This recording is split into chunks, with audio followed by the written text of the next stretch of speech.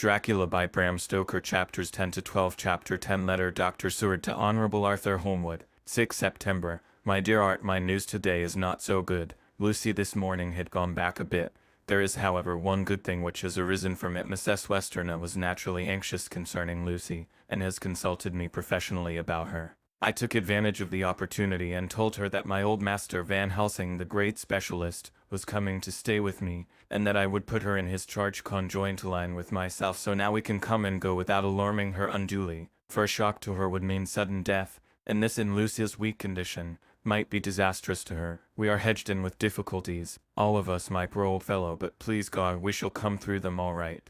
If any need I shall write, so that if you do not hear from me, take it for granted that I am simply waiting for news. In haste, yours ever, John Seward. Dr. Seward's Diary, 7 September. The first thing Van Helsing said to me when we met at Liverpool Street was, "Have you said anything to our young friend, the lover of her?" "No," I said. "I waited till I had seen you, as I said in my telegram. I wrote him a letter simply telling him that you were coming, as Miss Westerner was not so well, and that I should let him know if need be." "Right, my friend," he said. "Quite right. Better he not know as yet. Perhaps he shall never know. I pray so, but if it be needed, then he shall know all. And my good friend John, let me caution you. You deal with the madman. All men are mad in some way or the other, and inasmuch as you deal discreetly with your madman, so deal with God's madman. To the rest of the world, you tell not your madman what you do nor why you do it. You tell them not what you think. So you shall keep knowledge in its place, where it may rest, where it may gather its kind around it and breed. You and I shall keep as yet what we know here and here." He touched me on the heart and on the forehead, and then touched himself the same way. "I have for myself thoughts at the present. Later I shall unfold to you." "Why not now?" asked. "It may do some good. We may arrive at some decision." He stopped and looked at me, and said, "My friend John, when the corn is grown, even before it is ripened, while the milk of its mother earth is in him, and the sunshine has not yet begun to paint him with his gold, the husbandman he pull the ear and rub him between his rough hands and blow away the green chaff, and say to you, 'Look, he's good corn, he will make good crop when the time comes.'" I did not see the application, and told him so. For reply he reached over and took my ear in his hand and pulled it playfully, as he used long ago to do at lectures, and said, "The good husbandman tell you so then because he knows, but not till then. But you do not find the good husbandman dig up his planted corn to see if he grow. That is for the children who play at husbandry, and not for those who take it as of the work of their life. See you now, friend John, I have sown my corn, and nature has her work to do in making it sprout. If he sprout at all, there's some promise, and I wait till the ear begins to swell." He broke off, for he evidently saw that I understood. Then he went on, and very gravely, "You were always a careful student, and your case book was ever more full than the rest. You were only student, then now you're master, and I trust that good habit have not failed. Remember, my friend, that knowledge is stronger than memory, and we should not trust the weaker, even if you have not kept the good practice. Let me tell you that this case of our dear Miss is one that may be mind. I say may be of such interest to us and others that all the rest may not make him kick the beam, as your people say. Take then good note of it. Nothing is too small. I counsel you, put down and record even your doubts and surmises. Hereafter it may be of interest to you to see how true you guess. We learn from failure, not from success. When I described Lucy's symptoms the same as before, but infinitely more marked, he looked very grave, but said nothing. He took with him a bag in which were many instruments and drugs, the ghastly paraphernalia of our beneficial trade, as he once called in one of his lectures, the equipment of a professor of the healing craft. When we were shown in, Mrs. Westerner met us. She was alarmed, but not nearly so much as I expected to find her. Nature in one of her beneficent moods has ordained that even death has some antidote to its own terrors. Here, in a case where any shock may prove fatal, matters are so ordered that from some cause or other, the things not personal, even the terrible change in her daughter to whom she is so attached, do not seem to reach her. It is something like the way Dame Nature gathers round a foreign body an envelope of some insensitive tissue which can protect from evil that which it would otherwise harm by contact. If this be an ordered selfishness, then we should pause before we condemn anyone for the vice of egoism, for there may be deeper root for its causes than we have knowledge of. I used my knowledge of this phase of spiritual pathology, and laid down a rule that she should not be present with Lucy or think of her illness more than was absolutely required. She assented readily, so readily that I saw again the hand of nature fighting for life. Van Helsing and I were shown up to Lucy's room. If I was shocked when I saw her yesterday, I was horrified when I saw her today. She was ghastly, chalkily pale. The red seemed to have gone even from her lips and gums, and the bones of her face stood out prominently. Her breathing was painful to see or hear. Van Helsing's face grew set as marble, and his eyebrows converged till they almost touched over his nose. Lucy lay motionless, and did not seem to have strength to speak, so for a while we were all silent. Then Van Helsing beckoned to me, and we went gently out of the room. The instant we had closed the door, he stepped quickly along the passage to the next door, which was open. Then he pulled me quickly in with him and closed the door. "My God," he said, "this is dreadful. There is no time to be lost. She will die for sheer want of blood to keep the heart's action as it should be. There must be transfusion of blood at once. Is it you or me? I am younger and stronger, Professor. It must be me. Then get ready at once. I will bring up my bag. I am prepared." I went downstairs with him, and as we were going there was a knock at the hall door. When we reached the hall, the maid had just opened the door, and Arthur was stepping quickly in. He rushed up to me, saying in an eager whisper, "Jack, I was so anxious. I read between the lines of your letter and have been in an agony. The dad was better, so I ran down here to see for myself. Is not that gentleman Dr. Van Helsing? I am so thankful to you, sir, for coming." When first the professor's eye had lit upon him, he had been angry at his interruption at such a time, but now as he took in the stalwart proportions and recognized the strong young manhood which seemed to emanate from him, his eyes gleamed. Without a pause he said to him gravely as he held out his hand, "Sir, you have come in time. You are the lover of our dear miss. She is bad, very, very bad. Nay, my child, do not go like that." For he suddenly grew pale and sat down in a chair almost fainting. "You are to help her. You can do more than any that live, and your courage is your best help." "What can I do?" asked Arthur hoarsely. "Tell me, and I shall do it. My life is hers, and I would give the last drop of blood in my body for her." The professor has a strongly humorous side, and I could from old knowledge detect a trace of its origin in his answer. "My young sir, I do not ask so much as that, not the last. What shall I do?" There was fire in his eyes, and his open nostril quivered with intent.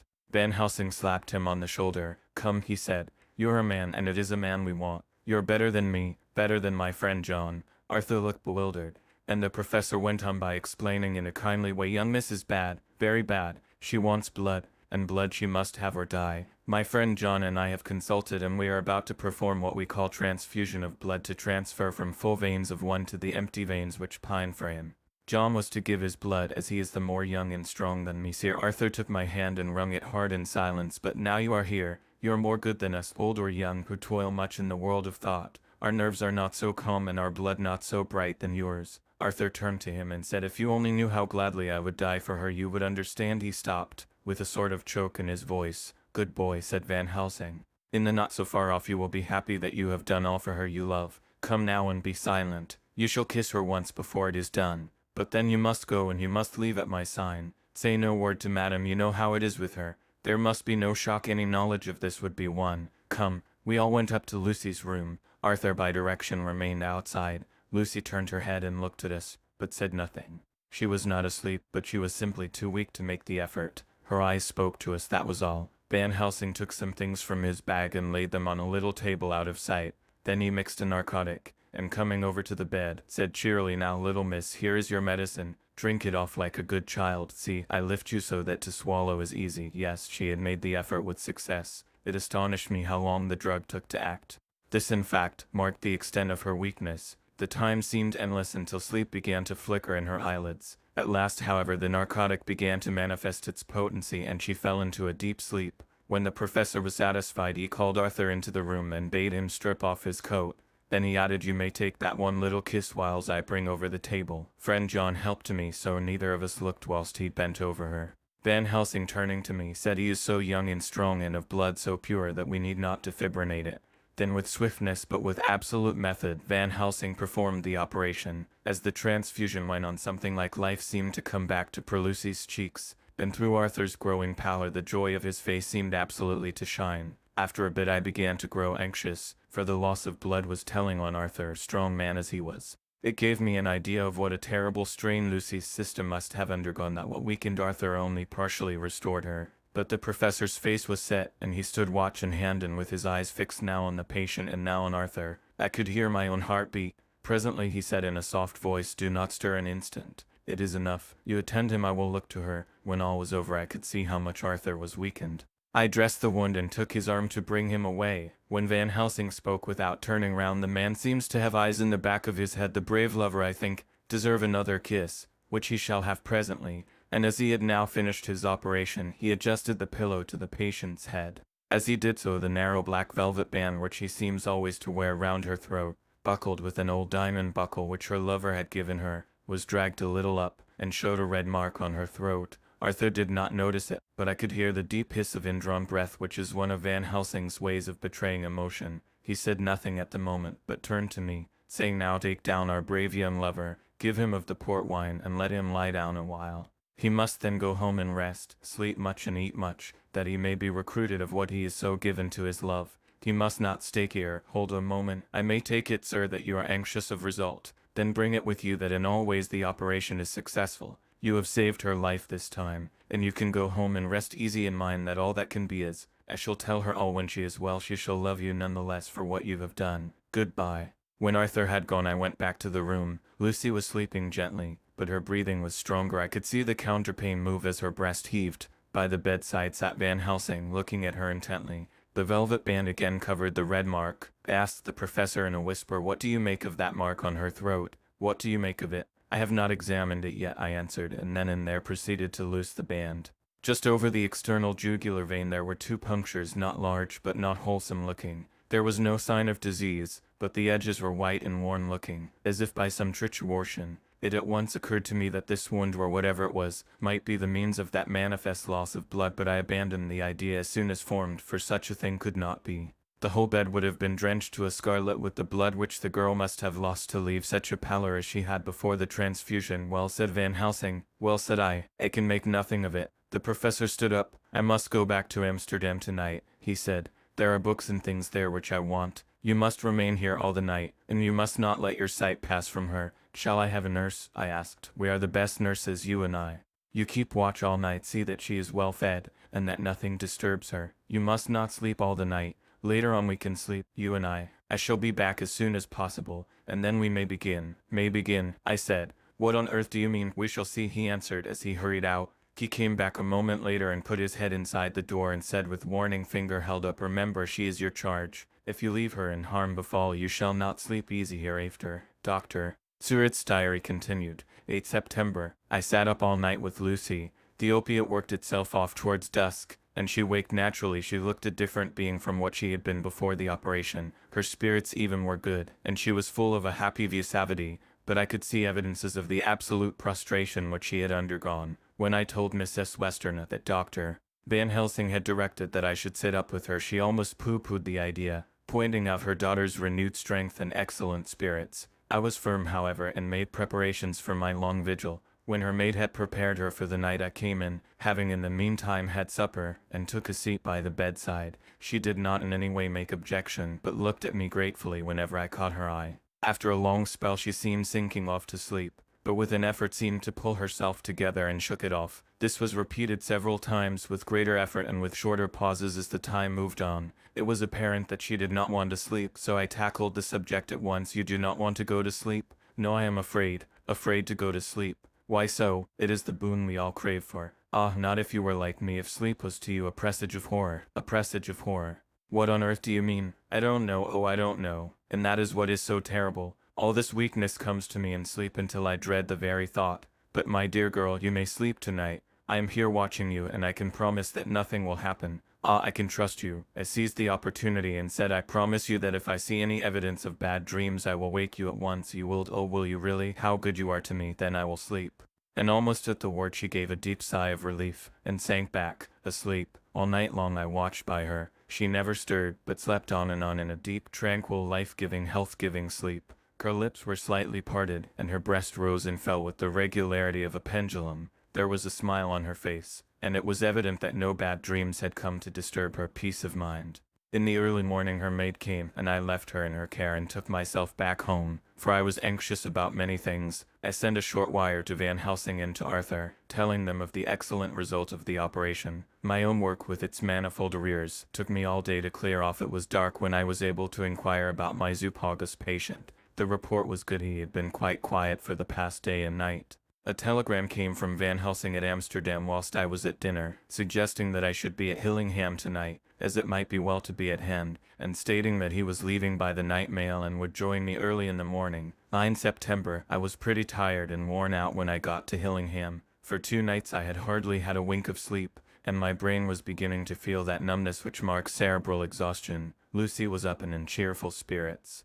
When she shook hands with me, she looked sharply in my face and said, "No sitting up tonight for you. You're worn out." "I am quite well again, indeed I am, and if there is to be any sitting up, it is I who will sit up with you." I would not argue the point, but went and had my supper. Lucy came with me, and enlivened by her charming presence, I made an excellent meal and had a couple of glasses of the more than excellent port. Then Lucy took me upstairs and showed me a room next her own where a cozy fire was burning. "Now," she said, "you must stay here. I shall leave this door open and my door too. You can lie on the sofa, for I know that nothing would induce any of you doctors to go to bed whilst there is a patient above the horizon. If I want anything I shall call out, and you can come to me at once." I could not but acquiesce, for I was dog-tired and could not have sat up had I tried. So on her renewing her promise to call me if she should want anything, I lay on the sofa and forgot all about everything. Lucy Westerner's diary, 9 September. I feel so happy tonight. I have been so miserably weak that to be able to think and move about is like feeling sunshine after a long spell of east wind out of a steel sky. Somehow Arthur feels very, very close to me. I seem to feel his presence warm about me.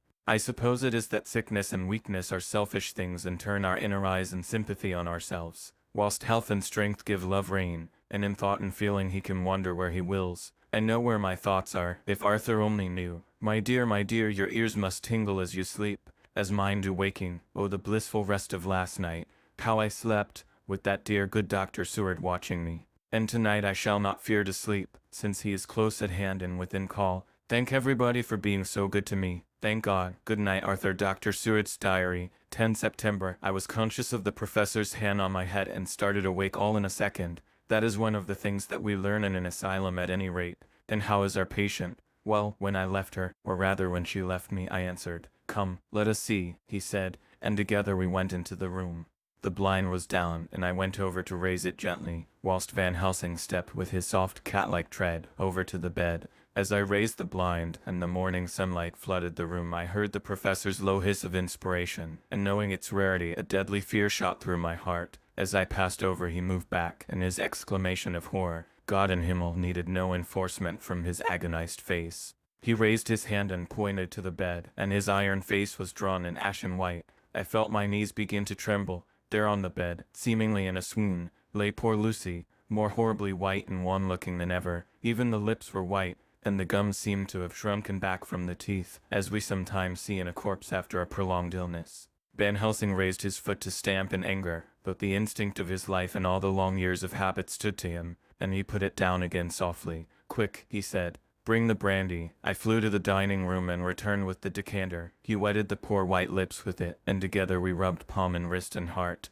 He felt her heart, and after a few moments of agonizing suspense said, "It is not too late. It beats, though but feebly. All our work is undone. We must begin again. There is no young Arthur here now. I have to call on yourself this time, friend John." As he spoke, he was dipping into his bag and producing the instruments for transfusion. I had taken off my coat and rolled up my shirt sleeve. There was no possibility of an opiate just at present, and no need of one, and so without a moment's delay we began the operation. After a time, it did not seem a short time either, for the draining away of one's blood, no matter how willingly it be given, is a terrible feeling. Van Helsing held up a warning finger. "Do not stir," he said, "but I fear that with growing strength she may wake, and that would make danger, oh so much danger. But I shall precaution take. I shall give hypodermic injection of morphia." He proceeded then swiftly and deftly to carry out his intent. The effect on Lucy was not bad, for the faint seemed to merge subtly into the narcotic sleep. It was with a feeling of personal pride that I could see a faint tinge of color steal back into the pallid cheeks and lips. No man knows till he experiences it what it is to feel his own life-blood drawn away into the veins of the woman he loves. The professor watched me critically. "That will do," he said. "Already," I remonstrated. "You took a great deal more from Art." To which he smiled a sad sort of smile as he replied, "He is her lover, her fiancé. You have work, much work, to do for her and for others, and the present will suffice." When we stopped the operation, he attended to Lucy. Whilst I applied digital pressure to my own incision, I lay down, whilst I waited his leisure to attend to me, for I felt faint and a little sick. By and by he bound up my wound and sent me downstairs to get a glass of wine for myself. As I was leaving the room, he came after me and half whispered, "Mind, nothing must be said of this. If our young lover should turn up unexpected as before, no word to him. It would at once frighten him and enjealous him too. There must be none." So, when I came back, he looked at me carefully and then said, "You are not much the worse. Go into the room and lie on your sofa and rest a while, then have much breakfast, and come here to me." I followed out his orders, for I knew how right and wise they were. I had done my part, and now my next duty was to keep up my strength. I felt very weak, and in the weakness lost something of the amazement at what had occurred. I fell asleep on the sofa, however, wondering over and over again how Lucy had made such a retrograde movement, and how she could have been drained of so much blood with no sign anywhere to show for it. I think I must have continued my wonder in my dreams, for sleeping and waking my thoughts always came back to the little punctures in her throat and the ragged, exhausted appearance of their edges, tiny though they were. Lucy slept well into the day, and when she woke she was fairly well and strong, though not nearly so much so as the day before. When Van Helsing had seen her, he went out for a walk, leaving me in charge, with strict injunctions that I was not to leave her for a moment. I could hear his voice in the hall, asking the way to the nearest telegraph office. Lucy chatted with me freely, and seemed quite unconscious that anything had happened. I tried to keep her amused and interested. When her mother came up to see her, she did not seem to notice any change whatever, but said to me gratefully, "We owe you so much, Dr. Seward, for all you have done. But you really must now take care not to overwork yourself. You are looking pale yourself. You want a wife to nurse and look after you a bit, that you do." As she spoke, Lucy turned crimson, though it was only momentarily, for her poor wasted veins could not stand for long such an unwanted drain to the head. The reaction came in excessive pallor as she turned imploring eyes on me. I smiled and nodded and laid my finger on my lips. With a sigh, she sank back amid her pillows. Van Helsing returned in a couple of hours and presently said to me, "Now you go home, and eat much and drink enough. Make yourself strong. I stay here tonight, and I shall sit up with little miss myself. You and I must watch the case, and we must have none other to know. I have grave reasons. No, do not ask them. Think what you will. Do not fear to think even the most not probable. Good night." In the hall 2 of the maids came to me and asked if they or either of them might not sit up with Miss Lucy. They implored me to let them in when I said it was Dr. Van Helsing's wish that either he or I should sit up. They asked me quite piteously to intercede with the foreign gentlemen. I was much touched by their kindness. Perhaps it is because I am weak at present, and perhaps because it was on Lucy's account, that their devotion was manifested, for over and over again have I seen similar instances of woman's kindness. I got back here in time for a late dinner, went my rounds all well, and set this down whilst waiting for sleep. It is coming. 11 September. This afternoon I went over to Hillingham, found Van Helsing in excellent spirits, and Lucy much better. Shortly after I had arrived, a big parcel from abroad came for the professor. He opened it with much impressment as soon, of course, and showed a great bundle of white flowers. "These are for you, Miss Lucy," he said. "For me? Oh, Dr. Van Helsing, yes, my dear, but not for you to play with. These are medicines." Here Lucy made a wry face. "Nay, but they are not to take in a decockian or in nauseous form, so you need not snub that so charming nose, or I shall point out to my friend Arthur what woes he may have to endure in seeing so much beauty that he so loves so much distort. Aha, my pretty miss, that bring the so nice nose all straight again. This is medicinal, but you do not know how. I put him in your window, I make pretty wreath and hang him round your neck, so that you sleep well. Oh yes, they like the lotus flower. Make your trouble forgotten. It smells so like the waters of Lethe, and of that fountain of youth that the conquistarfi sought for in the Floridas, and find him all too late." Whilst he was speaking, Lucy had been examining the flowers and smelling them. Now she threw them down, saying with half laughter and half disgust, "Oh, Professor, I believe you are only putting up a joke on me. Why, these flowers are only common garlic." To my surprise, Van Helsing rose up and said with all his sternness, his iron jaw set and his bushy eyebrows meeting, "No trifling with me. I never jest. There is grim purpose in all I do, and I warn you that you do not thwart me. Take care, for the sake of others, if not for your own." Then, seeing poor Lucy scared, as she might well be, he went on more gently, "Oh, little miss, my dear, do not fear me. I only do for your good, but there is much virtue to you in those so common flowers. See, I place them myself in your room, and make myself the wreath that you are to wear. But hush, no telling to others that make so inquisitive questions. We must obey, and silence is a part of obedience, and obedience is to bring you strong and well into loving arms that wait for you. Now sit still a while. Come with me, friend John, and you shall help me deck the room with my garlic, which is all the way from Haarlem, where my friend Vanderpoel raised urban his glass houses all the year. I had to telegraph yesterday, or they would not have been here." We went into the room, taking the flowers with us. The professor's actions were certainly odd and not to be found in any pharmacopoeia that I ever heard of. First he fastened up the windows and latched them securely. Next, taking a handful of the flowers, he rubbed them all over the sashes, as though to ensure that every whiff of air that might get in would be laden with the garlic smell.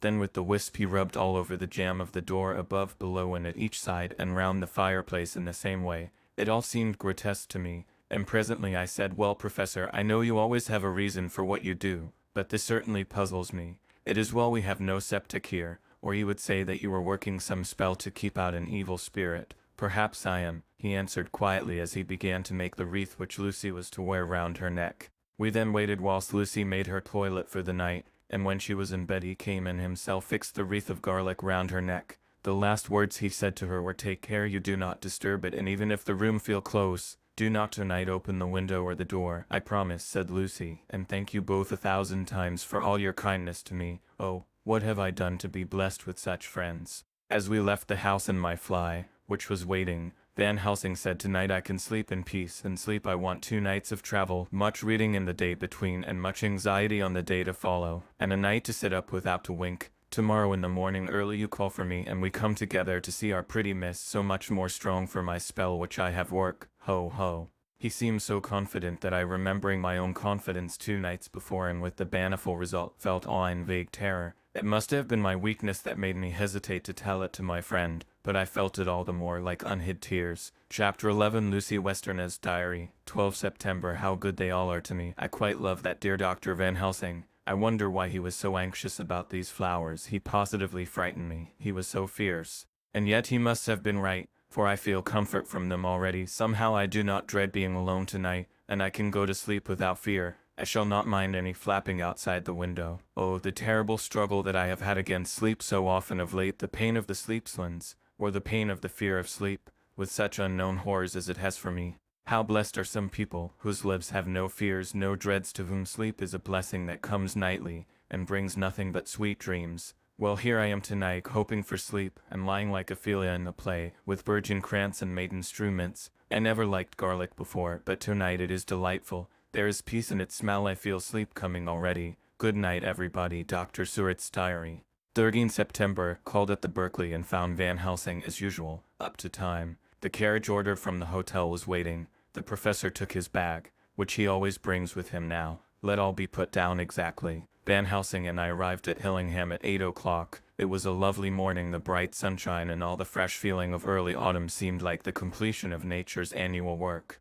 The leaves were turning to all kinds of beautiful colors, but had not yet begun to drop from the trees. When we entered we met Mrs. Westerner coming out of the morning room. She is always an early riser. She greeted us warmly and said, "You will be glad to know that Lucy is better. The dear child is still asleep." I looked into her room and saw her, but did not go in, lest I should disturb her. The professor smiled and looked quite jubilant. He rubbed his hands together and said, "Aha! I thought I had diagnosed the case. My treatment is working," to which he answered, "You must not take all the credit to yourself, doctor. Lucy's state this morning is due in part to me." "How you do mean, ma'am?" asked the professor. "Well, I was anxious about the dear child in the night, and went into her room. She was sleeping soundly, so soundly that even my coming did not wake her, but the room was awfully stuffy.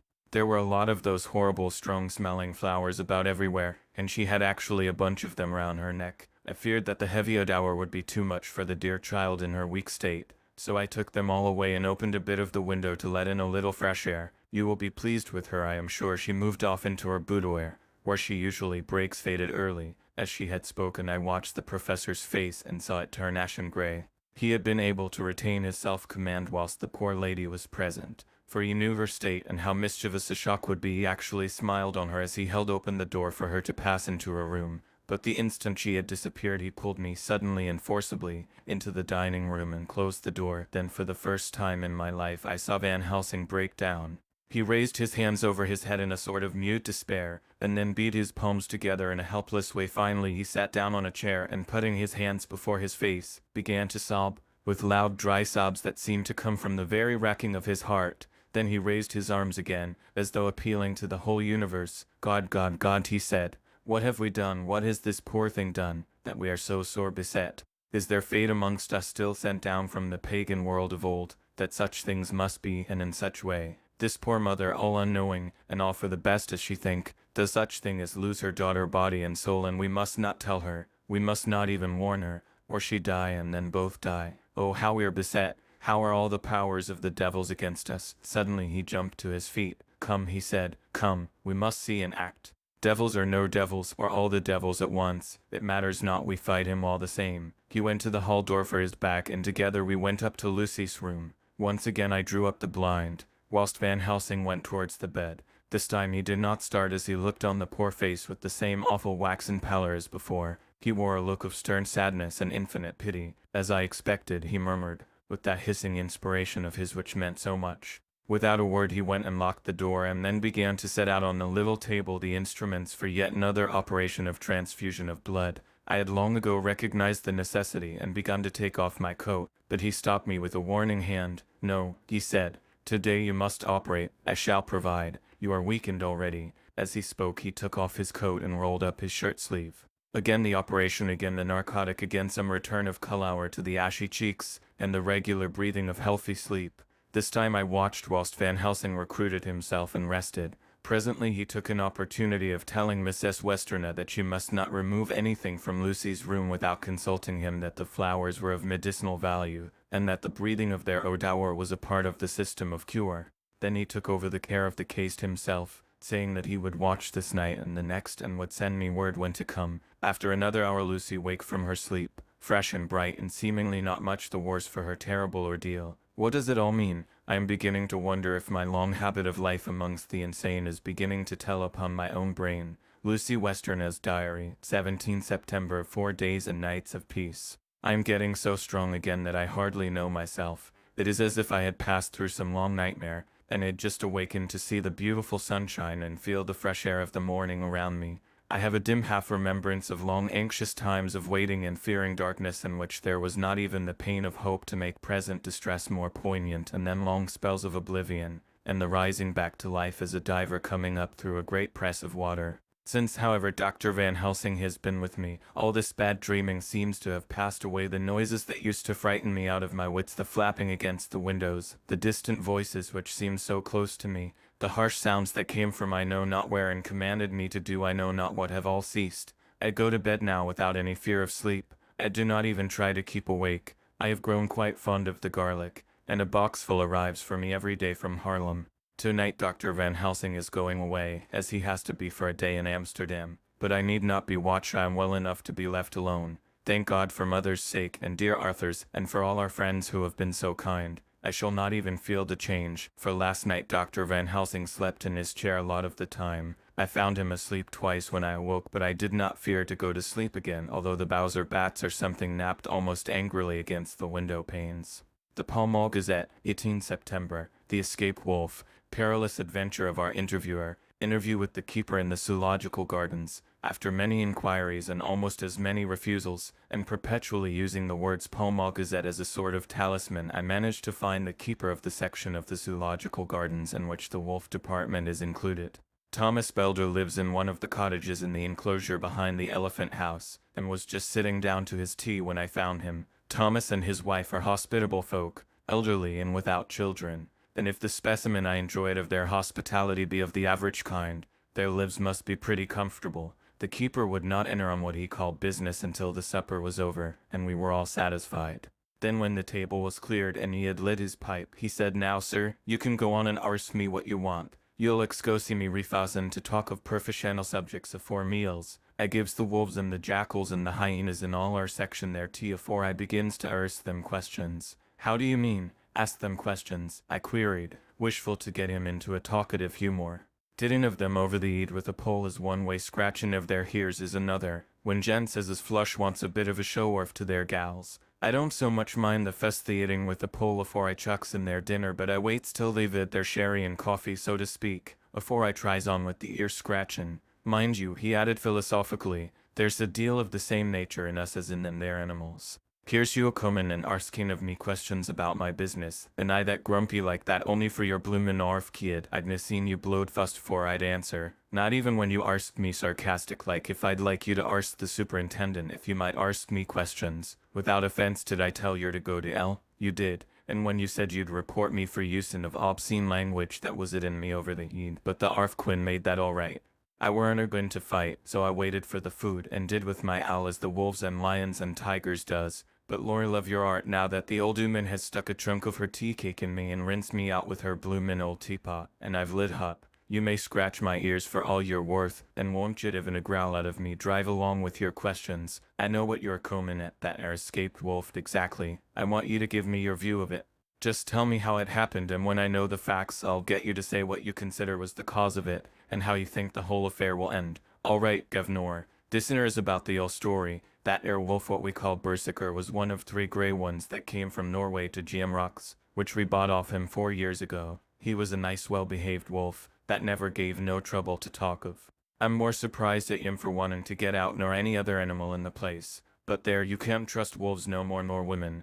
Don't you mind him, sir, broken Mrs. Tom, with a cheery laugh. We's got men in the animal so long that blessed if he ain't like a old wolf hisself, but there ain't no harm in him. Well, sir, it was about 2 hours after feeding yesterday when I first hear my disturbance. I was macking up a litter in the monkey house for a young puma which is ill, but when I heard the yelping and howling I came away straight. There was Berserker tearing like a mad thing at the bars as if he wanted to get out. There wasn't much people about that day, and close at hand was only one man, a tall thin chap, with a hook nose and a pointed beard, with a few white hairs running through it.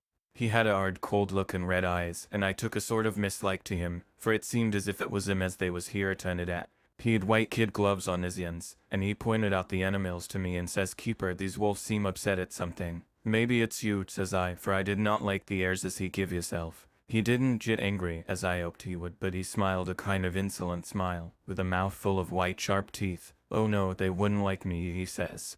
"Oh yes, they would," says I imitating of him. "They always likes a bone or two to clean their teeth on about tea time, which you has a bagful." Well, it was a odd thing, but when the animals see us a-talkin' they lay down, and when I went over to Berserker he let me stroke his ears same as ever. That there man came over and blessed, but if he didn't put in his hand and stroke the old wolf's ears too. "Tight carrot," says I. "Berserker is quick." "Never mind," he says. "I'm used to him."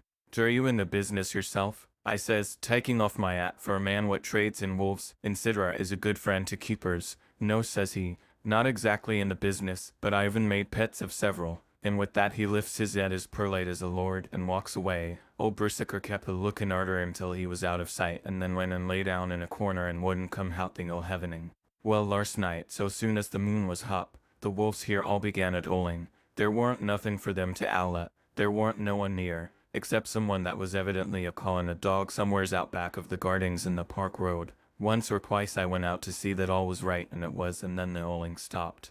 Just before 12 o'clock I just took a look round afore turning in and bust me, but when I came opposite to old Berserker's cage I see the rails broken and twisted about and the cage empty, and that's all I know for certain. Did anyone else see anything? One of our gardeners was a-comin' home about that time from a harmony, when he sees a big grey dog comin' out through the garden edges. At least so he says, but I don't give much for it myself, for if he didn't he never said a word about it to his missus when he got home. And it was only after the escape of the wolf was made known, and we had been up all night a-huntin' of the park for Berserker, that he remembered seeing anything. My own belief was that the harmony had got into his aid. "Now, Mr. Bilder, can you account in any way for the escape of the wolf?" "Well, sir," he said, with a suspicious sort of modesty, "I think I can, but I don't know as you'd be satisfied with the theory." "Certainly I shall. If a man like you, who knows the animals from experience, can hazard a good guess at any rate, who is even to try? Well then, sir, I accounts for it this way. It seems to me that der wolf escaped simply because he wanted to get out." From the hearty way that both Thomas and his wife laughed at the joke I could see that it had done service before, and that the whole explanation was simply an elaborate sell. I couldn't cope in baddening with the worthy Thomas, but I thought I knew a sure way to his heart, so I said, "Now, Mr. Bilder, we'll consider that first half-sovereign worked off, and this brother of his is waiting to be claimed when you've told me what you think will happen. Right ye are, sir," he said briskly. "You'll excuse me, I know, for a chaffing of ye, but the old woman here winked at me, which was as much as telling me to go on." "Well, I never," said the old lady. "My opinion is this, that wolf is a-riding of somewheres. The gardener what didn't remember said he was a-galloping northward faster than a horse could go, but I don't believe him, for you see, sir, wolves don't gallop no more nor dogs does, they not being built that way. Wolves is fine things in a storybook, and I must say when they gets in packs and does be chiving something that's more affair than they can make a devil of a noise and chop it up, whatever it is. But Lord bless you, in real life a wolf is only a low creature, Not half so clever or bold as a good dog, and not half a quarter so much fight in him. This one ain't been used to fighting or even to providing for hisself, and more like he's somewhere round the park us hiding and a shivering of, and if he thinks at all, wondering where he is to get his breakfast from, or maybe he's got down some area and is in a coal cellar. My eye, wouldn't some cook get a rum start when she sees his green eyes a-shining at her out of the dark. If he can't get food he's bound to look for it, and mayhap he may chance to light on a butcher's shop in time. If he doesn't, then some nursemaid goes a-walking orf with a soldier, leaving of the hingfund and the paramaglutter. Well, then I shouldn't be surprised if the census is one babby the less. That's all. I was handing him the half-sovereign, when something came bobbing up against the window, and Mr. Bilder's face doubled its natural length with surprise. "God bless me," he said, "if there ain't old Berserker come back by his elf." He went to the door and opened it, a most unnecessary proceeding it seemed to me. I have always thought that a wild animal never looks so well as when some obstacle of pronounced durability is between us. A personal experience has intensified rather than diminished that idea. After all, however, there is nothing like custom, for neither Bilder nor his wife thought any more of the wolf than I should of a dog. The animal itself was as peaceful and well behaved as that father of all picture wolves, Red Riding Hood's quondam friend, whilst moving her confidence in masquerade. The whole scene was an unutterable mixture of comedy and pathos. The wicked wolf that for half a day had paralyzed London and set all the children in the town shivering in their shoes, was there in a sort of penitent mood, and was received and petted like a sort of vulpine prodigal son. Old Bilder examined him all over with most tender solicitude, and when he had finished with his penitence said, "There, I knew the poor old chap would get into some kind of trouble, didn't I say it all along?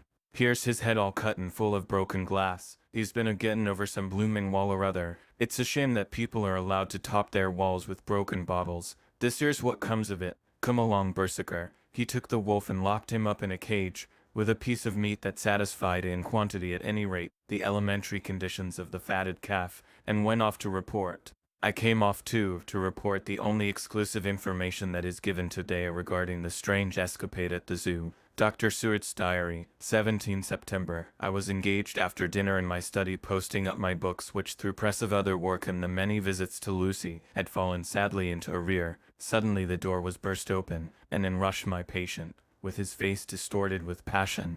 I was thunderstruck, for such a thing as a patient getting of his own accord into the superintendent's study is almost unknown. Without an instant's pause he made straight at me. He had a dinner knife in his hand, and as I saw he was dangerous, I tried to keep the table between us. He was too quick and too strong for me, however, for before I could get my balance he had struck at me and cut my left wrist rather severely.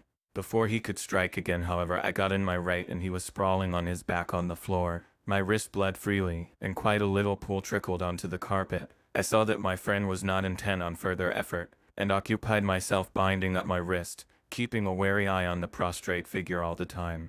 When the attendants rushed in and we turned our attention to him, his employment positively sickened me. He was lying on his belly on the floor, licking up like a dog the blood which had fallen from my wounded wrist. He was easily secured, and to my surprise went with the attendants quite placidly, simply repeating over and over again, "The blood is the life, the blood is the life. I cannot afford to lose blood just at present. I have lost too much of late for my physical good, and then the prolonged strain of Lucy's illness and its horrible phases is telling on me. I am overexcited and weary, and I need rest, rest, rest. Happily Van Helsing has not summoned me, so I need not forego my sleep tonight. I could not well do without it. Telegram Van Helsing, Antwerp to Seward, Carfax, sent to Carfax, Sussex, as no county given, delivered late by 22 hours, 17 September. Do not fail to be at Hillingham tonight, if not watching all the time frequently. Visit and see that flowers are as placed, very important, do not fail. Shall be with you as soon as possible after arrival. Dr. Seward's diary, 18 September, just off for train to London. The arrival of Van Helsing's telegram filled me with dismay. A whole night lost, and I know by bitter experience what may happen in a night. Of course it is possible that all may be well, but what may have happened? Surely there is some horrible doom hanging over us, that every possible accident should thwart us in all we try to do. I shall take the cylinder with me, and then I can complete my entry on Lucy's phonograph. Memorandum left by Lucy Western at 17 September night. I write this and leave it to be seen so that no one may by any chance get into trouble through me. This is an exact record of what took place tonight. I feel I am dying of weakness and have barely strength to write, but it must be done if I die in the doing. I went to bed as usual, taking care that the flowers were placed as Dr. Van Helsing directed, and soon fell asleep. I was waked by the flapping at the window which had begun after that sleepwalking on the cliff at Whitby when Mina saved me, and which now I know so well. I was not afraid, but I did wish that Dr. Seward was in the next room, as Dr. Van Helsing said he would be, so that I might have called him. I tried to go to sleep, but could not. Then there came to me the old fear of sleep, and I determined to keep awake. Perversely, sleep would try to come then when I did not want it, so as I feared to be alone, I opened my door and called out, "Is there anybody there?" There was no answer. I was afraid to wake Mother, and so closed my door again. Then outside in the shrubbery I heard a sort of howl like a dog's, but more fierce and deeper. I went to the window and looked out, but could see nothing except a big bat, which had evidently been buffeting its wings against the window. So I went back to bed again, but determined not to go to sleep. Presently the door opened, and Mother looked, and seeing by my moving that I was not asleep, came in and sat by me. She said to me even more sweetly and softly than her wont, "I was uneasy about you, darling, and came in to see that you were all right." I feared she might catch cold sitting there, and asked her to come in and sleep with me, so she came into bed and lay down beside me. She did not take off her dressing gown, for she said she would only stay a while and then go back to her own bed. As she lay there in my arms, and I in hers, the flapping and buffeting came to the window again. She was startled and a little frightened, and cried out, "What is that?" I tried to pacify her, and at last succeeded, and she lay quiet, but I could hear her poor dear heart still beating terribly. After a while there was the low howl again out in the shrubbery, and shortly after there was a crash at the window, and a lot of broken glass was hurled on the floor. The window blind blew back with the wind that rushed in, and in the aperture of the broken panes there was the head of a great gaunt grey wolf. Mother cried out in affright, and struggled up into a sitting posture, and clutched wildly at anything that would help her. Amongst other things, she clutched the wreath of flowers that Dr. Van Helsing insisted on my wearing round my neck, and tore it away from me. For a second or two she sat up, pointing at the wolf, and there was a strange and horrible gurgling in her throat. Then she fell over as if struck with lightning, and her head hit my forehead and made me dizzy for a moment or two. The room and all round seemed to spin round. I kept my eyes fixed on the window, but the wolf drew his head back, and a whole myriad of little specks seemed to come blowing in through the broken window, and wheeling and circling round like the pillar of dust that travelers describe when there is a simon in the desert. I tried to stir, but there was some spell upon me, and dear Mother's poor body, which seemed to grow cold already, for her dear heart had ceased to beat, weighed me down, and I remembered no more for a while. The time did not seem long, but very, very awful, till I recovered consciousness again. Somewhere near a passing bell was tolling, the dogs all round the neighborhood were howling, and in our shrubbery, seemingly just outside, a nightingale was singing. I was dazed and stupid with pain and terror and weakness, but the sound of the nightingale seemed like the voice of my dead mother come back to comfort me. The sound seemed to have awakened the maids too, for I could hear their bare feet pattering outside my door. I called to them and they came in, and when they saw what had happened, and what it was that lay over me on the bed, they screamed out. The wind rushed in through the broken window and the door slammed too.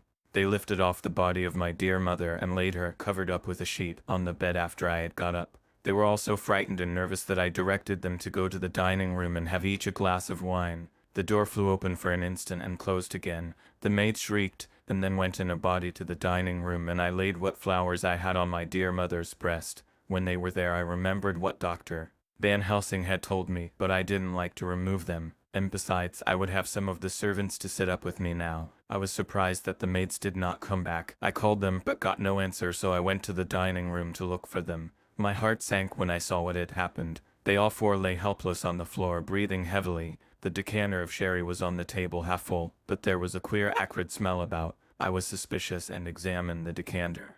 It smelled of laudanum, and looking on the sideboard I found that the bottle which Mother's doctor uses for her ODID use was empty. What am I to do? What am I to do? I am back in the room with Mother. I cannot leave her, and I am alone, save for the sleeping servants whom someone has drugged, alone with the dead. I dare not go out, for I can hear the low howl of the wolf through the broken window. The air seems full of specks, floating and circling in the draught from the window, and the lights burn blue and dim. What am I to do? God shield me from harm this night. I shall hide this paper in my breast, where they shall find it when they come to lay me out. My dear mother gone. It is time that I go too. Goodbye, dear Arthur, if I should not survive this night. God keep you, dear, and God help me. Chapter 12. Dr. Seward's Diary, 18 September. I drove at once to Hillingham and arrived early.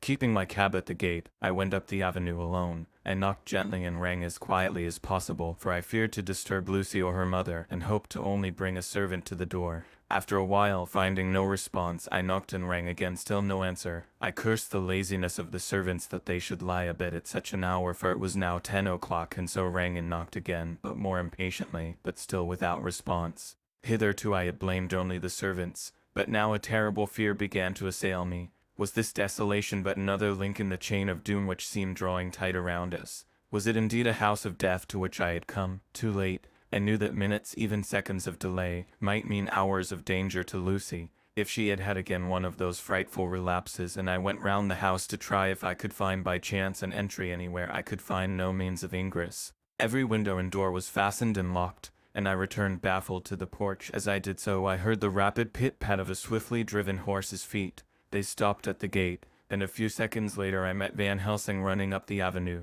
When he saw me, he gasped out, "Then it was you, and just arrived. How is she? Are we too late? Did you not get my telegram?" I answered as quickly and coherently as I could that I had only got his telegram early in the morning, and had not lost a minute in coming here, and that I could not make anyone in the house hear me. He paused and raised his hat as he said solemnly, "Then I fear we are too late. God's will be done." With his usual recuperative energy he went on, "Come, if there be no way open to get in, we must make one. Time is all in all to us now."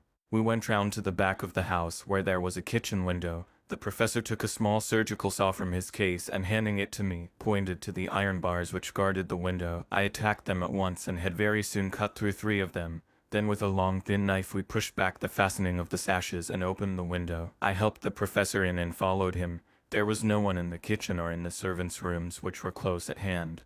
We tried all the rooms as we went along, and in the dining room, dimly lit by rays of light through the shutters, found 4 servant women lying on the floor. There was no need to think them dead, for their stertorous breathing and the acrid smell of laudanum in the room left no doubt as to their condition. Van Helsing and I looked at each other, and as we moved away he said, "We can attend to them later." Then we ascended to Lucia's room. For an instant or two we paused at the door to listen, but there was no sound that we could hear. With white faces and trembling hands we opened the door gently and entered the room. How shall I describe what we saw? On the bed lay 2 women, Lucy and her mother. The latter lay farthest in, and she was covered with a white sheet, the edge of which had been blown back by the draught through the broken window, showing the drawn white face, with a look of terror fixed upon it.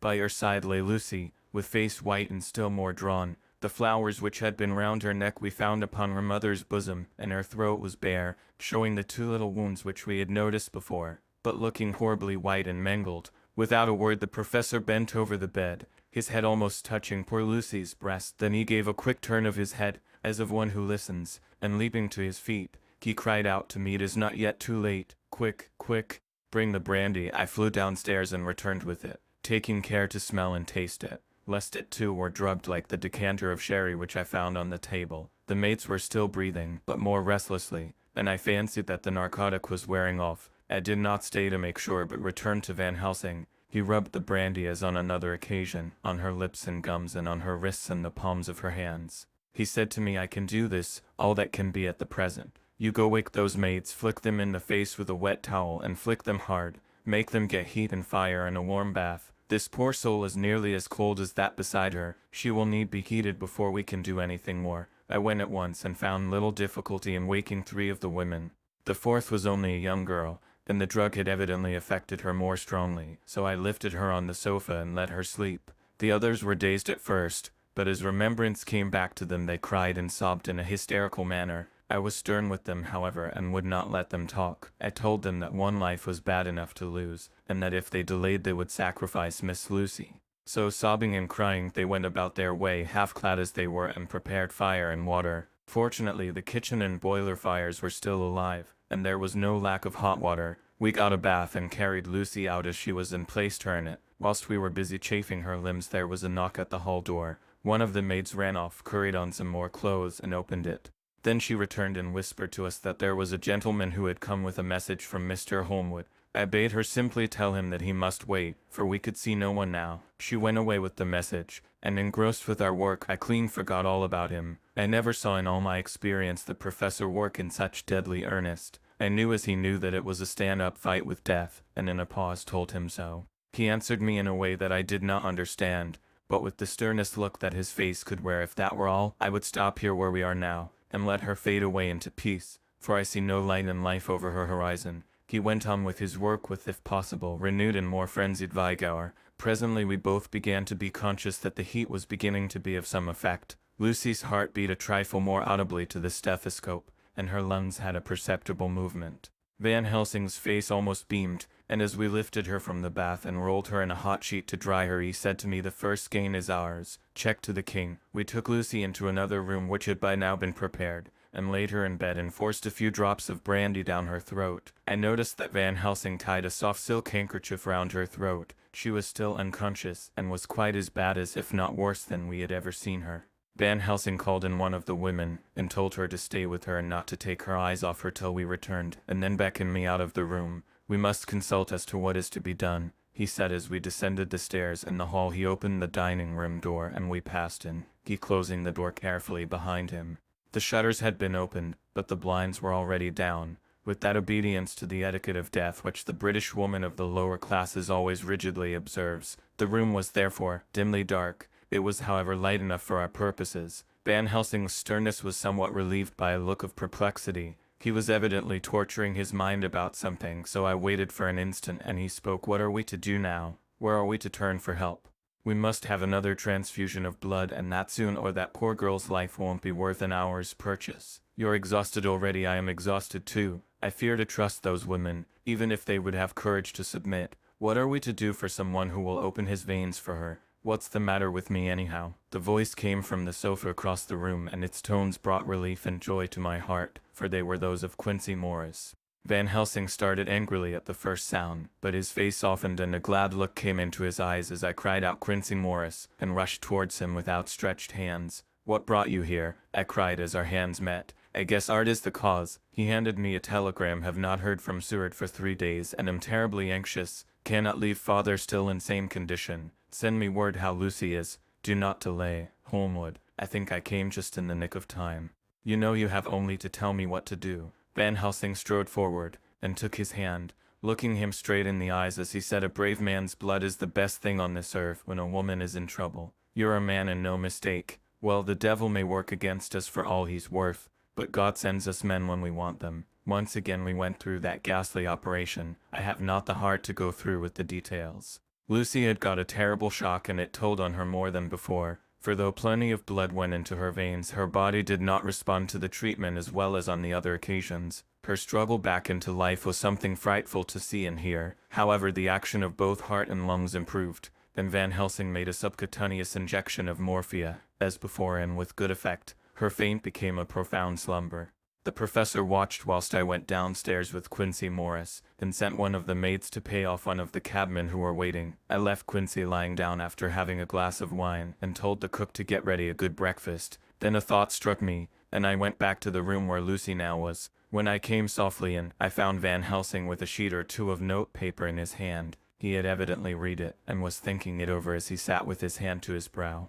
There was a look of grim satisfaction in his face, as of one who has had a doubt solved. He handed me the paper, saying only it dropped from Lucy's breast when we carried her to the bath. When I had read it, I stood looking at the professor, and after a pause asked him, "In God's name, what does it all mean? Was she or is she mad, or what sort of horrible danger is it?" I was so bewildered that I did not know what to say more. Van Helsing put out his hand and took the paper, saying, "Do not trouble about it now. Forget it for the present. You shall know and understand it all in good time, but it will be later. And now what is it that you came to me to say?" This brought me back to fact, and I was all myself again. "I came to speak about the certificate of death. If we do not act properly and wisely, there may be an inquest, and that paper would have to be produced. I am in hopes that we need have no inquest, for if we had it would surely kill poor Lucy, if nothing else did. And no one you know and the other doctor who attended her knows that Mrs. Westerner had disease of the heart, and we can certify that she died of it. Let us fill up the certificate at once, and I shall take it myself to the registrar and go on to the undertaker. Good, oh my friend John, well thought of.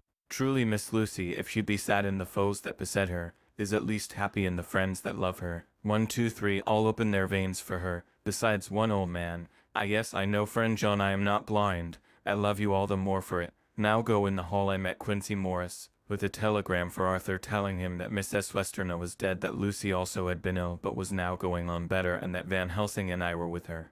I told him where I was going, and he hurried me out, but as I was going said, "When you come back, Jack, may I have 2 words with you all to ourselves?" and nodded in reply and went out. I found no difficulty about the registration, and arranged with the local undertaker to come up in the evening to measure for the coffin and to make arrangements. When I got back, Quincy was waiting for me. I told him I would see him as soon as I knew about Lucy, and went up to her room. She was still sleeping, and the professor seemingly had not moved from his seat at her side. From his putting his finger to his lips, I gathered that he expected her to wake before long and was afraid of forestalling nature. So I went down to Quincy and took him into the breakfast room, where the blinds were not drawn down, and which was a little more cheerful, or rather less cheerless than the other rooms. When we were alone, he said to me, "Jack Seward, I don't want to shove myself in anywhere where I've no right to be, but this is no ordinary case. You know I loved that girl and wanted to marry her, but although that's all past and gone, I can't help feeling anxious about her all the same. What is it that's wrong with her?" The Dutchman, and a fine old fellow he is, I can see, that said that time you two came into the room that you must have another transfusion of blood, and that both you and he were exhausted. Now I know well that you medical men speak in camera, and that a man must not expect to know what they consult about in private.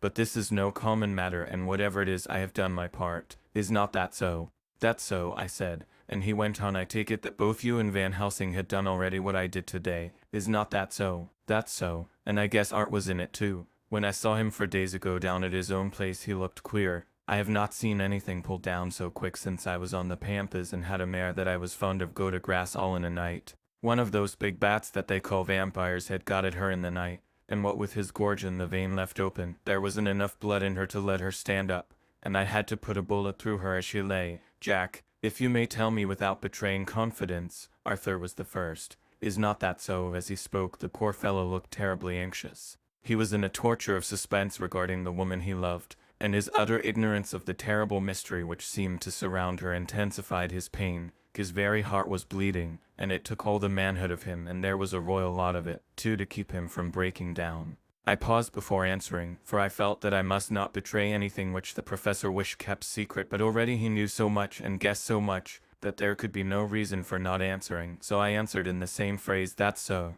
And how long has this been going on?" "About 10 days, 10 days. Then I guess, Jack Seward, that poor pretty creature that we all love has had put into her veins within that time the blood of 4 strong men. Man alive, her whole body wouldn't hold it." Then coming close to me, he spoke in a fierce half-whisper. "What took it out?" I shook my head. "That," I said, "is the crux. Van Helsing is simply frantic about it, and I am at my wit's end. I can't even hazard a guess. There has been a series of little circumstances which have thrown out all our calculations as to Lucy being properly watched, but these shall not occur again. Here we stay until all be well or ill." Quincy held out his hand. "Count me in," he said. "You and the Dutchman will tell me what to do, and I'll do it." When she woke late in the afternoon, Lucy's first movement was to feel in her breast, then, to my surprise, produced the paper which Van Helsing had given me to read. The careful professor had replaced it where it had come from, lest on waking she should be alarmed. Her eye then lit on Van Helsing and on me too, and gladdened. Then she looked around the room, and seeing where she was shuddered, she gave a loud cry, and put her poor thin hands before her pale face. We both understood what that meant, that she had realized to the full her mother's death, so we tried what we could to comfort her. Doubtless sympathy eased her somewhat, but she was very low in thought and spirit, and wept silently and weakly for a long time. We told her that either or both of us would now remain with her all the time, and that seemed to comfort her. Towards dusk she fell into a doze. Here a very odd thing occurred. Whilst still asleep, she took the paper from her breast and tore it in two. Van Helsing stepped over and took the pieces from her. All the same, however, she went on with the action of tearing, as though the material were still in her hands. Finally, she lifted her hands and opened them as though scattering the fragments. Van Helsing seemed surprised, and his brows gathered as if in thought, but he said nothing. 19 September. All last night she slept fitfully, being always afraid to sleep, and something weaker when she woke from it. The professor and I took it in turns to watch, and we never left her for a moment unattended. Quincy Morris said nothing about his intention, but I knew that all night long he patrolled round and round the house. When the day came, its searching light showed the ravages in poor Lucy's strength. She was hardly able to turn her head, and the little nourishment which she could take seemed to do her no good. At times she slept, and both Van Helsing and I noticed the difference in her, between sleeping and waking. Whilst asleep she looked stronger, although more haggard, and her breathing was softer. Her open mouth showed the pale gums drawn back from the teeth, which thus looked positively longer and sharper than usual. When she woke, the softness of her eyes evidently changed the expression, for she looked her own self, although a dying one. In the afternoon she asked for Arthur, and we telegraphed for him. Quincy went off to meet him at the station. When he arrived it was nearly 6 o'clock, and the sun was setting full and warm, and the red light streamed in through the window and gave more color to the pale cheeks. When he saw her, Arthur was simply choking with emotion, and none of us could speak. In the hours that had passed, the fits of sleep, or the comatose condition that passed for it, had grown more frequent, so that the pauses when conversation was possible were shortened. Arthur's presence, however, seemed to act as a stimulant. She rallied a little, and spoke to him more brightly than she had done since we arrived. He too pulled himself together and spoke as cheerily as he could, so that the best was made of everything. It was now nearly 1 o'clock, and he and Van Helsing are sitting with her. I am to relieve them in a quarter of an hour, and I am entering this on Lucy's phonograph. Until 6 o'clock there to try to rest. I fear that tomorrow will end our watching, for the shock has been too great. The poor child cannot rally. God help us all. Letter Mina Harker to Lucy Westerner. Unopened by her, 17 September. My dearest Lucy, it seems an age since I heard from you, or indeed since I wrote. You will pardon me, I know, for all my faults when you have read all my budget of news. Well, I got my husband back all right. When we arrived at Exeter there was a carriage waiting for us, and in it, though he had an attack of gout, Mr. Hawkins, he took us to his house, where there were rooms for us all nice and comfortable, and we dined together. After dinner Mr. Hawkins said, my dears, I want to drink your health and prosperity, and may every blessing attend you both. I know you both from children, and have with love and pride seen you grow up.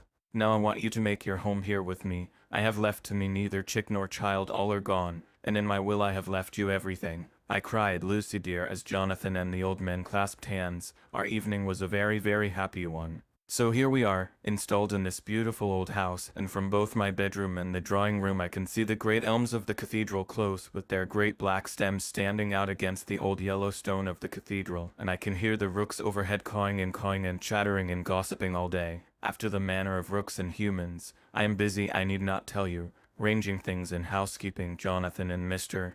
Hawkins are busy all day, for now that Jonathan is a partner, Mr. Hawkins wants to tell him all about the clients. How is your dear mother getting on? I wish I could run up to town for a day or two to see you, dear, but I dare not go yet, with so much on my shoulders, and Jonathan wants looking after still. He is beginning to put some flesh on his bones again, but he was terribly weakened by the long illness. Even now he sometimes starts out of his sleep in a sudden way and awakes all trembling until I can coax him back to his usual placidity. However, thank God, these occasions grow less frequent as the days go on, and they will in time pass away altogether, I trust. And now I have told you my news, let me ask yours. When are you to be married, and where, and who is to perform the ceremony, and what are you to wear, and is it to be a public or a private wedding? Tell me all about it, dear, tell me all about everything, for there is nothing which interests you which will not be dear to me. Jonathan asks me to send his respectful duty, but I do not think that is good enough from the junior partner of the important firm Hawkins Harker, and so, as you love me and he loves me and I love you with all the moods and tenses of the verb, I send you simply his love instead. Goodbye, my dearest Lucy, and all blessings on you. Yours, Mina Harker. Report from Patrick Hennessy, M.D., MRCSL, KQCPI, etc., etc., to John Seward, M.D., 20 September. My dear sir, in accordance with your wishes, I enclose report of the conditions of everything left in my charge. With regard to patient Renfield, there is more to say. He has had another outbreak, which might have had a dreadful ending, but which, as it fortunately happened, was unattended with any unhappy results. This afternoon a carrier's cart with 2 men made a call at the empty house whose grounds abut on ours, the house to which you will remember the patient twice ran away. The men stopped at our gate to ask the porter their way, as they were strangers. I was myself looking out of the study window, having a smoke after dinner, and saw one of them come up to the house. As he passed the window of Renfield's room, the patient began to rate him from within, and called him all the foul names he could lay his tongue to. The man, who seemed a decent fellow enough, contented himself by telling him to shut up for a foul-mouthed beggar, wherein our man accused him of robbing him and wanting to murder him, and said that he would hinder him if he were to swing for it. I opened the window and signed to the man not to notice, so he contented himself after looking the place over and making up his mind as to what kind of a place he had got to by saying, Lord bless you, sir, I wouldn't mind what was said to me in a bloomin' madhouse. I pity him, the governor, for having to live in the house with a wild beast like that. Then he asked his way civilly enough, and I told him where the gate of the empty house was. He went away, followed by threats and curses and revilings from our man. I went down to see if I could make out any cause for his anger, since he is usually such a well-behaved man, and except his violent fits nothing of the kind had ever occurred. I found him, to my astonishment, quite composed and most genial in his manner. I tried to get him to talk of the incident, but he blandly asked me questions as to what I meant and led me to believe that he was completely oblivious of the affair. It was, I am sorry to say, however, only another instance of his cunning, for within half an hour I heard of him again. This time he had broken out through the window of his room and was running down the avenue. I called to the attendants to follow me and ran after him, for I feared he was intent on some mischief. My fear was justified when I saw the same cart which had passed before coming down the road, having on it some great wooden boxes. The men were wiping their foreheads and were flushed in the face, as if with violent exercise. Before I could get up to him, the patient rushed at them, and pulling one of them off the cart, began to knock his head against the ground. If I had not seized him just at the moment, I believe he would have killed the man there and then.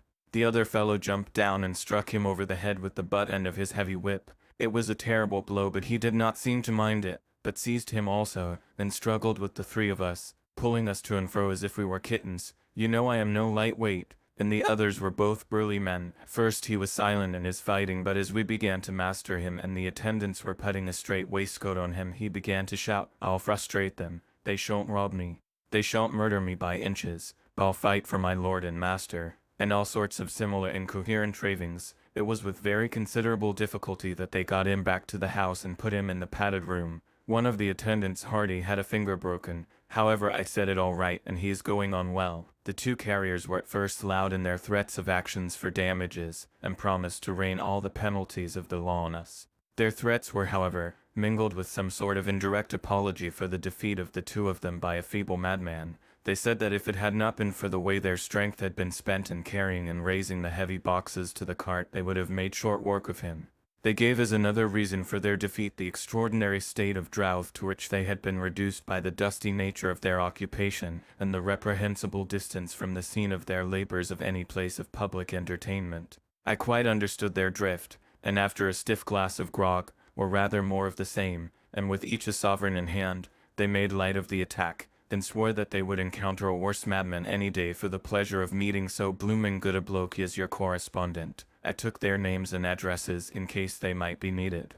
They are as follows: Jack Smollett, of Duddings Rents, King George's Road, Great Walworth, and Thomas Snelling, Peter Farley's Row, Guide Court, Bethnal Green. They are both in the employment of Harrison's Moving and Shipment Company, Orange Masters Yard, Soho. I shall report to you any matter of interest occurring here, and shall wire you at once if there is anything of importance. Believe me, dear sir, yours faithfully, Patrick Hennessy. Letter Mina Harker to Lucy Westerner, unopened by her. 18 September. My dearest Lucy, such a sad blow has befallen us. Mr. Hawkins has died very suddenly. Some may not think it so sad for us, but we had both come to so love him that it really seems as though we had lost a father, and never knew either father or mother, so that the dear old man's death is a real blow to me. Jonathan is greatly distressed. It is not only that he feels sorrow, deep sorrow, for the dear good man who has befriended him all his life, and now at the end has treated him like his own son and left him a fortune which to people of our modest bringing up is wealth beyond the dream of avarice, but Jonathan feels it on another account. He says the amount of responsibility which it puts upon him makes him nervous. He begins to doubt himself. I try to cheer him up, and my belief in him helps him to have a belief in himself. But it is here that the grave shock that he experienced tells upon him the most. Oh, it is too hard that a sweet, simple, noble, strong nature such as his, a nature which enabled him by our dear good friend's aid to rise from clerk to master in a few years, should be so injured that the very essence of its strength is gone. Forgive me, dear, if I worry you with my troubles in the midst of your own happiness, but Lucy, dear, I must tell someone, for the strain of keeping up a brave and cheerful appearance to Jonathan tries me, and I have no one here that I can confide in. I dread coming up to London, as we must do the day after tomorrow, for poor Mr. Hawkins left in his will that he was to be buried in the grave with his father. As there are no relations at all, Jonathan will have to be chief mourner. I shall try to run over to see you, dearest, if only for a few minutes. Forgive me for troubling you. With all blessings of your loving Mina Harker. Dr. Seward's Diary, 20 September. Only resolution and habit can let me make an entry tonight. I am too miserable, too low-spirited, too sick of the world and all in it, including life itself, that I would not care if I heard this moment the flapping of the wings of the angel of death. And he has been flapping those grim wings to some purpose of late, Lucy's mother and Arthur's father, and now. Let me get on with my work. I duly relieved Van Helsing in his watch over Lucy. We wanted Arthur to go to rest also, but he refused at first. It was only when I told him that we should want him to help us during the day and that we must not all break down for want of rest, lest Lucy should suffer, that he agreed to go. Van Helsing was very kind to him. "Come, my child," he said, "come with me.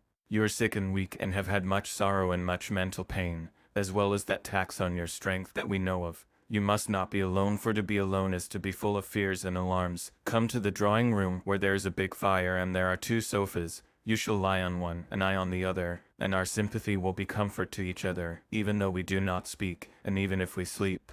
Arthur went off with him, casting back a longing look on Lucy's face, which lay in her pillow, almost wider than the lawn. She lay quite still, and I looked round the room to see that all was as it should be. I could see that the professor had carried out in this room as in the other his purpose of using the garlic. The whole of the window sashes reeked with it, and round Lucy's neck, over the silk handkerchief which Van Helsing made her keep on, was a rough chaplet of the same odor as flowers. Lucy was breathing somewhat stertorously, and her face was at its worst, for the open mouth showed the pale gums. Her teeth, in the dim uncertain light, seemed longer and sharper than they had been in the morning. In particular, by some trick of the light, the canine teeth looked longer and sharper than the rest. I sat down by her, and presently she moved uneasily. At the same moment there came a sort of dull flapping or buffeting at the window. I went over to it softly and peeped out by the corner of the blind. There was a full moonlight, and I could see that the noise was made by a great bat, which wheeled round, doubtless attracted by the light, although so dim, and every now and again struck the window with its wings. When I came back to my seat I found that Lucy had moved slightly and had torn away the garlic flowers from her throat. I replaced them as well as I could and sat watching her.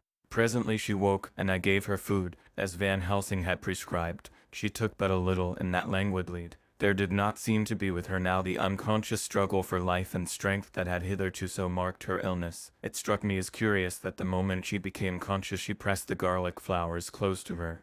It was certainly odd that whenever she got into that lethargic state with the stertorous breathing she put the flowers from her, but that when she waked she clutched them close. There was no possibility of making any mistake about this, for in the long hours that followed she had many spells of sleeping and waking, and repeated both actions many times. At 6 o'clock Van Helsing came to relieve me. Arthur had then fallen into a doze, and he mercifully let him sleep on.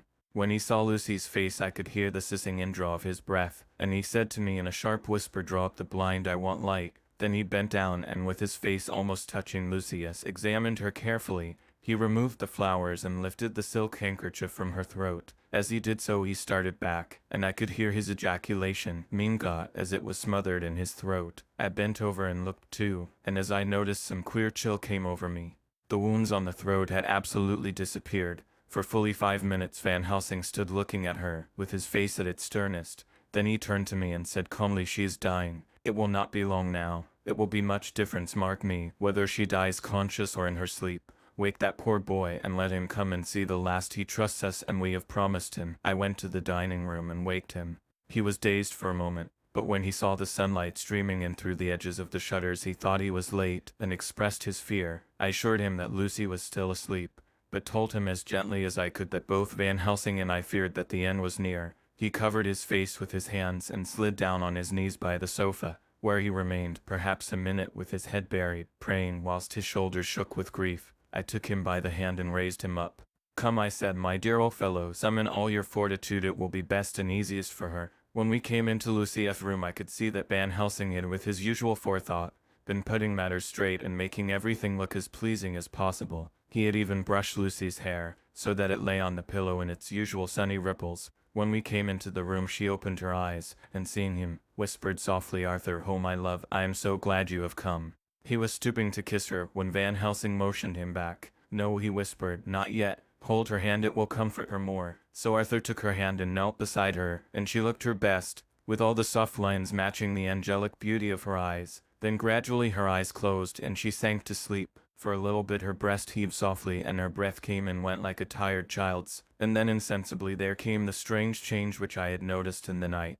Her breathing grew stertorous, the mouth opened, and the pale gums, drawn back, made the teeth look longer and sharper than ever. In a sort of sleep-waking, vague, unconscious way she opened her eyes, which were now dull and hard at once, and said in a soft, voluptuous voice, such as I had never heard from her lips, "Arthur, oh my love, I am so glad you have come. Kiss me." Arthur bent eagerly over to kiss her, but at that instant Van Helsing, who like me had been startled by her voice, swooped upon him, and catching him by the neck with both hands, dragged him back with a fury of strength which I never thought he could have possessed, and actually hurled him almost across the room. "Not for your life," he said, "not for your living soul and hers," and he stood between them like a lion at bay. Arthur was so taken aback that he did not for a moment know what to do or say, and before any impulse of violence could seize him he realized the place and the occasion, and stood silent, waiting. I kept my eyes fixed on Lucy, as did Van Helsing, and we saw a spasm as of rage flit like a shadow over her face, the sharp teeth champed together. Then her eyes closed, and she breathed heavily. Very shortly after she opened her eyes in all their softness, and putting out her poor pale thin hand, took Van Helsing's great brown one, drawing it to her, she kissed it. "My true friend," she said in a faint voice but with untellable pathos, "my true friend and his, oh guard him and give me peace, I swear it," he said solemnly, kneeling beside her and holding up his hand, as one who registers an oath. Then he turned to Arthur and said to him, "Come, my child, take her hand in yours, and kiss her on the forehead," and only once. Their eyes met instead of their lips, and so they parted. Lucy's eyes closed, and Van Helsing, who had been watching closely, took Arthur's arm, and drew him away, and then Lucy's breathing became stertorous again, and all at once it ceased. "It is all over," said Van Helsing, "she is dead." I took Arthur by the arm and led him away to the drawing-room, where he sat down and covered his face with his hands, sobbing in a way that nearly broke me down to see. I went back to the room and found Van Helsing looking at poor Lucy, and his face was sterner than ever. Some change had come over her body. Death had given back part of her beauty, for her brow and cheeks had recovered some of their flowing lines, even the lips had lost their deadly pallor. It was as if the blood no longer needed for the working of the heart had gone to make the harshness of death as little rude as might be. We thought her dying whilst she slept, and sleeping when she died. I stood beside Van Helsing and said, "Ah well, poor girl, there is peace for her at last. It is the end." He turned to me and said with grave solemnity, "Not so, alas, not so. It is only the beginning." When I asked him what he meant, he only shook his head and answered, "We can do nothing as yet. Wait and see."